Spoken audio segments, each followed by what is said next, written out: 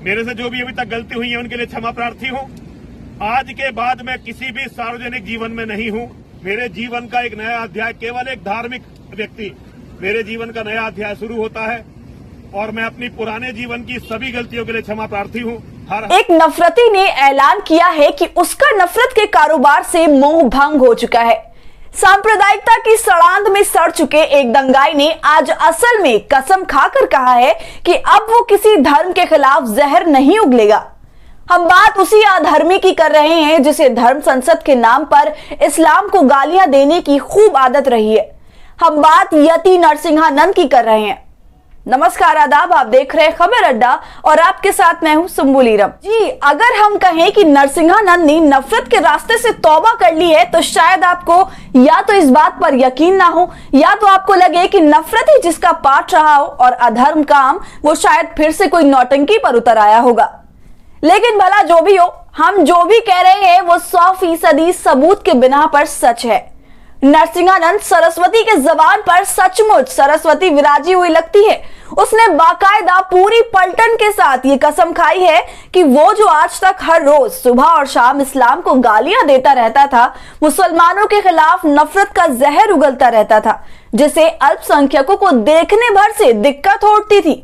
उसने धर्म का चोला पहनने के बरसों बाद धर्म पर चलने का मन बना लिया है।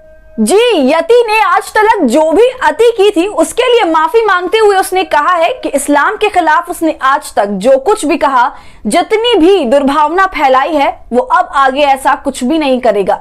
मतलब बोले तो यति नरसिंहानंद ने ऐलान कर दिया है कि उसका पूरा हृदय परिवर्तन हो गया है। पहले सुन लीजिए कि आखिर नफरत की बोली बोलने वाला पछतावे के स्वर मुंह से निकालते हुए लगता कैसा है।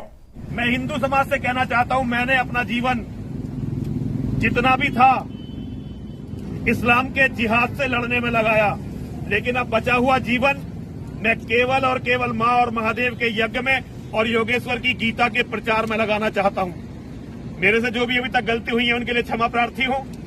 आज के बाद मैं किसी भी सार्वजनिक जीवन में नहीं हूं। मेरे जीवन का एक नया अध्याय, केवल एक धार्मिक व्यक्ति, मेरे जीवन का नया अध्याय शुरू होता है और मैं अपनी पुराने जीवन की सभी गलतियों के लिए क्षमा प्रार्थी हूं।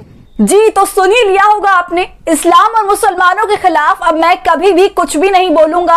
अब तक जो कुछ मैंने इस्लाम के खिलाफ जहर उगला है वो मेरी गलती है, इसके लिए माफी चाहता हूं। इसके आगे यति नरसिंहानंद ने, जैसा कि आपने सुना, इस जन के साथ साथ अगले जन की भी प्लानिंग साझा करते हुए कहते हैं, अगली जिंदगी केवल महादेव की सेवा के लिए गुजारूंगा। मतलब जेल गए हुए कितने ही दिन हुए हैं इसे, और देखिए क्या परिवर्तन है। अब भला ये सचमुच परिवर्तन है या ढकोसला, ये तो आने वाले समय में इनके कर्मों से ही पता चलेगा। लेकिन इस मन के बदलाव से जुड़ी हर अपडेट्स हम आप तक पहुंचाते रहेंगे और साथ ही अगर आपको ये भी बताते रहेंगे कि आखिर कौन कौन आने वाले दिनों में ऐसे यू टर्न मार सकते हैं। तब तक यति नरसिंहानंद की माफी कबूल करनी है या नहीं, उस पर विचार कीजिए और हमें बताइए कि यह वीडियो आपको कैसी लगी। अगर आपको ये वीडियो पसंद आई हो तो इसे लाइक और शेयर कर दीजिए और साथ ही अगर आपने अब तक हमारे चैनल खबर अड्डा को सब्सक्राइब नहीं किया है तो इसे फौरन सब्सक्राइब कर लें।